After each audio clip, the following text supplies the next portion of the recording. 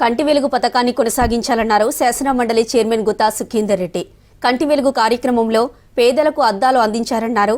కంటి వెలుగు కార్యక్రమాన్ని కొనసాగించాలని బీఆర్ఎస్ ఎమ్మెల్సీ వంటేరు యాదవరెడ్డి కోరగా మండలి చైర్మన్ కూడా స్పందించారు. స్కీమ్ను కొనసాగించాలని ప్రభుత్వానికి సూచించారు గుత్తా సుఖేందర్ రెడ్డి.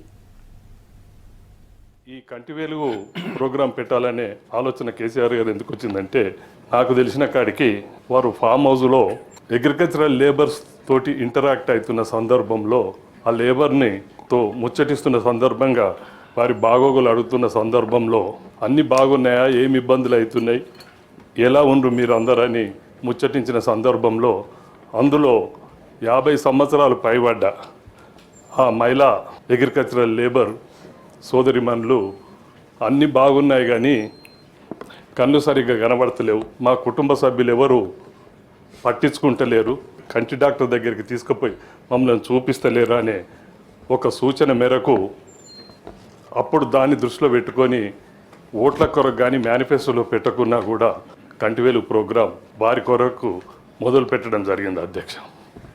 అలా మొదలుపెట్టిన మొదటి దశ కంటివేలుగు ప్రోగ్రాం 1,54 మందికి కంటి పరీక్షలు నిర్వహించి మొదటి దశ కూడా చాలా సక్సెస్ఫుల్గా నిర్వహించడం జరిగింది అధ్యక్ష. అదే రీతిగా రెండో దశ ఎప్పుడైతే హరీష్ రావు గారు ఆరోగ్య మంత్రిగా ఉన్నప్పుడు మొదటి దశలో కొన్ని సమస్యలు ఏర్పడ్డ సందర్భంగా అవి అధిగమించుకుంటూ 1500 మెంబర్స్ తోటి టీంలుగా విభజించి 100 రోజులు వర్కింగ్ డేస్ రెండో దశ చాలా పకడ్బందీగా ట్రైన్డ్ పర్సన్స్ తోటి, అంటే ఐ స్పెషలిస్టు, టెక్నీషియన్స్ అందరితోటి కూడా ఈ రెండో విడత కార్యక్రమాన్ని చేయడం జరిగింది అధ్యక్ష. 40-50 సంవత్సరాలు పైబడ్డ ప్రతి వ్యక్తికి కూడా ఇది అవసరం అధ్యక్ష. ఎందుకంటే 50 సంవత్సరాలు దాటిందంటే షార్ట్ సైట్ వస్తుంది, అది మనందరికీ తెలుసు. అలాగే ఈ మ్యాచ్యూర్ క్యాట్రాక్ట్స్ కూడా సుమారు 50-55 సంవత్సరాల్లో షురువు అవుతుంది. ఆ గ్రామీణ ప్రాంత ప్రజలకు దాని ప్రాముఖ్యత తెలియదు కాబట్టి వారు ఈ మ్యాచ్యూర్ క్యాట్రాక్ట్ అన్నది ఆపరేషన్ ద్వారానే మనం నయం చేయగలుగుతాం కాబట్టి దీన్ని కుటుంబ సభ్యులు ఎవరు బాధ్యత తీసుకొని వారికి ఆ ట్రీట్మెంట్ ఇప్పించడం జరగడం లేదు అధ్యక్ష.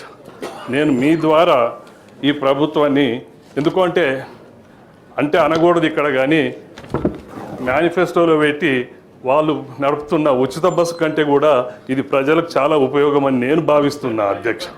ఇది మంచి ప్రోగ్రాం, దీంట్లో మనం బేషిజాలకు పోవాల్సినటువంటి అవసరం లేదు. గ్రామీణ ప్రాంత ప్రజలు కన్ను విషయంలో కొంత అశ్రద్ధగా ఉంటారు. కన్ను, పన్ను ఈ రెండింటి మీద అంత సీరియస్గా తీసుకోరు. కాకపోతే రోజువారీ ఇబ్బందులు వాళ్ళకు ఉంటాయి. అయితే గతంలో కంటి వెలుగు ప్రోగ్రాంలో క్యాంప్తో పాటు కంటి అద్దాలు ఉచితంగా ఇచ్చినారు. కొన్ని అద్దాలు అప్పట్లో వాళ్ళ దగ్గర అందుబాటు లేని తర్వాత వాళ్ళకి ఇంటికి డెలివరీ చేసినారు.